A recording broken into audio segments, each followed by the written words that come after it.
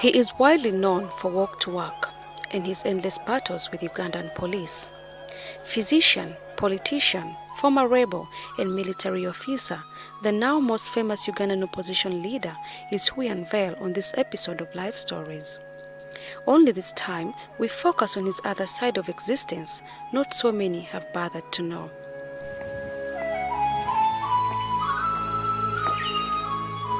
Born on the 22nd of April 1956 in Rukunjiri district, coming second in a family of 6, the now famous opposition politician Dr. Besigye Chifefe was orphaned at a tender age while in primary school. However, through the hurdles, young Chiza managed to make it all the way. Attending secondary at Kitanti and Chigezi high schools, he later enrolled at the Makerere University of Medicine and graduated with a medical degree in 1980. In the advent of Museveni becoming president in 1986, the 29-year-old then was appointed Minister of State for Internal Affairs and went on to occupy several other positions in the government over time. He married Winnie Byanyima in 1999 and they have since had one child.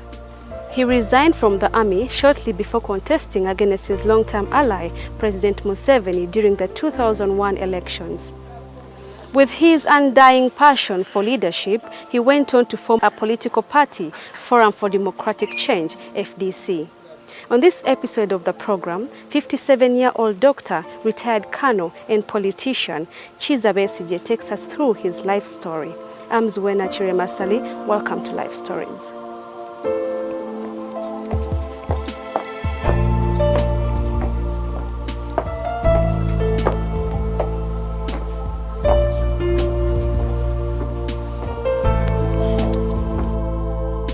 Welcome to the show, Doctor. Thank you very much. I'm sure many people out there have different names that they call you. Others call you Daddy, like Ansel. Others call you Doctor. Others call you a hero. In your own words, who is Dr. Chiza Besigye? Well, Besigye is a Ugandan, born and raised in the southwestern district of Rukunjiri. Actually, my village is also Rukunjiri, which has now turned into a municipality. But when I was born there, it was, a village, and there was a small trading center where my father worked in that trading center, and I was born at home, not in hospital. Wow. And the room and house where I was born is still intact, still there in my village. So I have got very sentimental attachments to it. This is where I was born, in this this room, not in the hospital, but here. I think some people are living here now. And, that's where I was raised for most of my childhood. How was it growing up? Where did you attend school? Well, actually, I went to a school nearby my home called Chinyasano. And I didn't go through nursery school or kindergarten or whatever they call it. Because they're too bright? And they weren't in my village. So my mom, who happened to have been a teacher,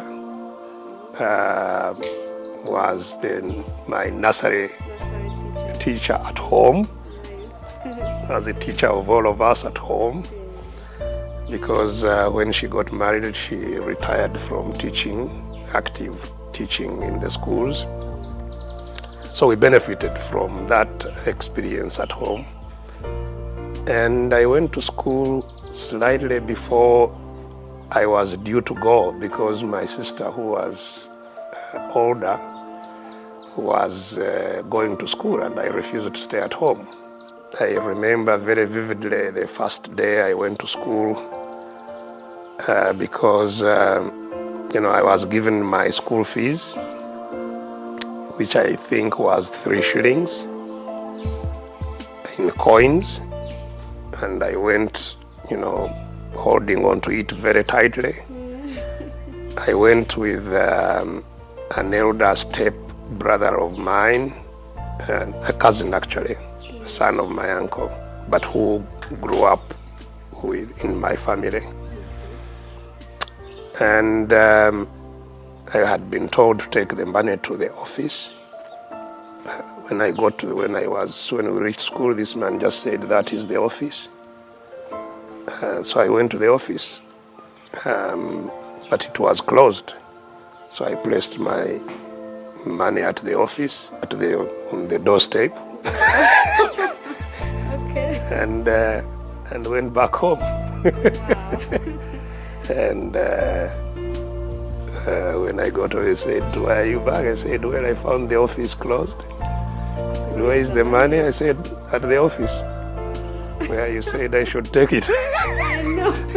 And They didn't tell you should give it to someone, no? Just no, take it to the I office. said, "So you didn't pay it to anybody? We don't have a receipt." I said, No. "There was no one. Just left it there." Yeah. And I think, it reflects on the times because, of course, I was dragged back to the school. How old were you then?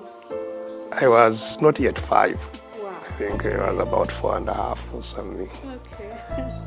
And